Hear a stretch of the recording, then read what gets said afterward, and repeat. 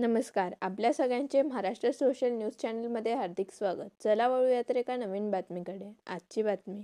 गणराज प्रतिष्ठान पद्मनाभ नगर आणि प्रभाग क्रमांक 10च्या विद्यमान नगरसेवकांच्या संयुक्त विद्यमानाने गणेशोत्सवानिमित्त सुमारे 3000 वृक्षांचे रोपण करण्याचा पर्यावरणपूरक उपक्रम हाती घेण्यात आला आहे. या वृक्षारोपण मोहिमेचे शुभारंभ आमदार अनुप अग्रवाल यांच्या हस्ते करण्यात आले. पहिल्या टप्प्यात विविध ठिकाणी वृक्षांची लागवड करण्यात आली असून त्यांच्या संवर्धनाची जबाबदारी गणराज प्रतिष्ठानने स्वीकारली आहे. या कार्यक्रमाला विविध मान्यवर आणि पदाधिकारी उपस्थित होते. पेड़ माँ के नाम ही संकल्पना आदरणीय मोदी साहेबांनी पूर्ण भारताला दिली आणि झाडं राहिले तर आपण राहू. करोना काळात आपण बघितलं का आपल्याला ऑक्सिजनचे सिलेंडर आणावे लागायचे आणि ऑक्सिजन लावायला लागायचे. परंतु जर झाडं राहिले असते तर ऑक्सिजनची कमतरता आपल्याला कमी भासते. एक झाड लावला तर तो 4 ते 5 घरांना ऑक्सिजन पुरवतो. आपण या शहरात ऑक्सिजन पार्कची निर्मिती करतोय. जवळपास 50,000 सीड्स बॉल या ठिकाणी आपण बनवलेले. आता पाऊस झालेला आहे आणि ते सीड बॉलचे कार्यक्रम आम्ही लवकरच त्या ठिकाणी घेणार आहोत.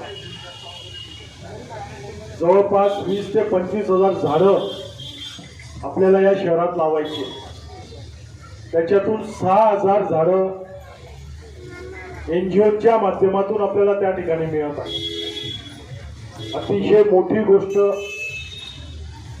ही धुळे शहराच्या नागरिकांनी त्या ठिकाणी शहराचं वातावरण थंड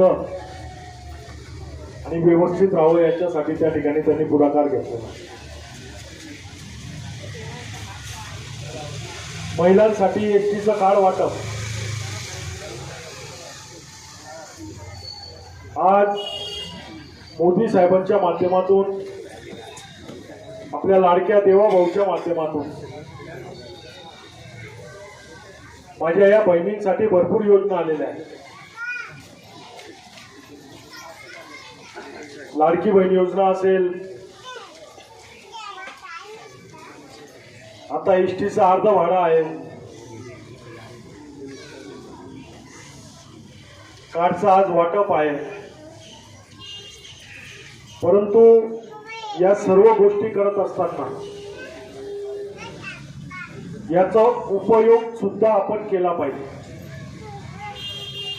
योजना सरकारच्या भरपूर येतात परंतु आपण त्याचा उपयोग घेत नाही. प्रत्येक गोष्ट आज सर्वांकडे मोबाईल आहे. त्या मोबाईलमध्ये गुगलमध्ये जरी आपण गेलो आणि विचारलं का भारतात महिलांसाठी असलेल्या योजनांची माहिती द्या तरी सर्व माहिती आपल्याला समोर येतात आणि त्या माहितीच्या आधारे आपण सर्व योजनांचा लाभ घेतला पाहिजे. आज रेशन 5 किलो आपल्याला मोफत भेटतो. दर महिन्याला आपल्याला त्या ठिकाणी रेशन भेटतं. 80 कोटी लोकांना या देशात मोदी साहेबांच्या नेतृत्वात रेशन मोफत भेटतं. ही फार मोठी गोष्ट आहे. युद्धाचा काळ चालू होता. सर्व जगात मंदी आलेली होती, भाववाढ झालेली होती. लोकांना वाटत होतं भारत एवढा मोठा देश आहे, एवढी लोकसंख्या आहे, भारताचा काय होईल. परंतु तुमच्या आशीर्वादाने जर जगात कोणता देश असेल तर तो भारत देश होता. तर त्या देशात कुठल्याच प्रकारचं अडचण आली नाही. पेट्रोल डिझेलचे भाव पण 4-5 रुपयानेच वाढले, त्याच्यापेक्षा जास्त वाढले नाही. ठिकाणी बनवतोय, भाजी मार्केट बनवतोय. परंतु विरोधकांचं काम आहे चांगल्या गोष्टी दाखवायच्या नाही आणि एखादी गोष्ट जी झालेली नसेल तीच घेऊन फिरत आहे. GTP स्टॉपवर इतके सुंदर गार्डन आपण बनवलं. मला वाटतं आपण जात नाही तिकडं काही. जरा जा, धुळ्यात बाहेर निघा आणि बघा मेरा शहर बदल रहा है. अतिशय सुंदर कामं या शहरात चालू आहे. संतोषी मातापासून तर विठ्ठल मंदिर पर्यंत किती सुंदर रस्ता आपण त्या ठिकाणी लाईट लावलेले आहेत. संध्याकाळी गेल्यानंतर बरं वाटतं. इथंच गणपती मंदिर पासून तर स्वामी समर्थ मंदिर पर्यंतचा रस्त्याचं काम चालू आहे. कॉन्क्रीट रस्ता त्या ठिकाणी करतोय. अतिशय सुंदर असा तो रस्ता आपण बनवतोय आणि येणाऱ्या काळात त्या रस्त्यावर तुम्हाला ट्रॅव्हल्स दिसणार नाही, पण त्या रस्त्यावर तुम्हाला बग्ग्या दिसतील. बग्ग्या आपल्या लहान मुलांना त्या बग्गीमध्ये तुम्ही फेरी मारू शकता. चौपाटीचं बांधकाम आपण चालू करतोय. टप्प्याटप्प्याने या शहराच्या विकासासाठी आपण सर्व गोष्टी करणार. फक्त तुमची साथ हवी आहे. आणि हा जो कार्यक्रम घडवून आणला, झाडं तर आपण लावू, परंतु माझी इथल्या स्थानिक नागरिकांना विनंती असेल का झाडं लावल्यानंतर त्याची निगा सुद्धा आपल्याला ठेवायची. पाणी द्यायचंय. त्याचा पावसाळा आहे तोपर्यंत ठीक आहे. पाऊस गेल्यानंतर रोज एक बादली पाणी या झाडांना आपण द्या, जेणेकरून मोठे झाल्यानंतर हे झाड आपल्याला सावली देतील आणि ऑक्सिजनही देतील.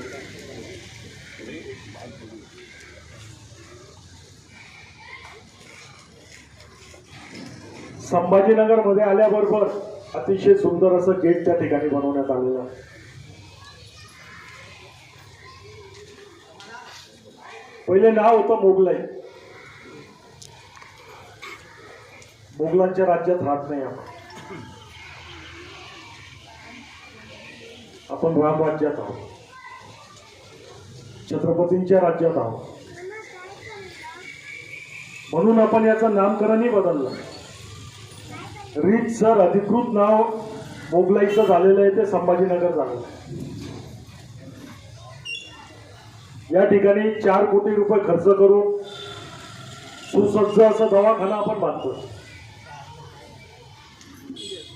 सिटी स्कॅन आपण लवकरच या ठिकाणी लावतोय. आज आपण बाहेर सिटी स्कॅन करायला गेलो तर 7 आणि 8 हजार रुपये आपल्याला लागतात.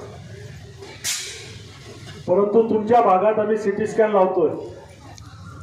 4 नगरसेवक असतील, राहुल भाऊ असतील, यांच्या माध्यमातून आपण या ठिकाणी सिटी स्कॅन लावून आणि त्याचं पैसे किती घेणार आहोत तर फक्त 1000 रुपये. 1000 रुपयात या महाराष्ट्रात कुठंच सिटी स्कॅन होत नाही.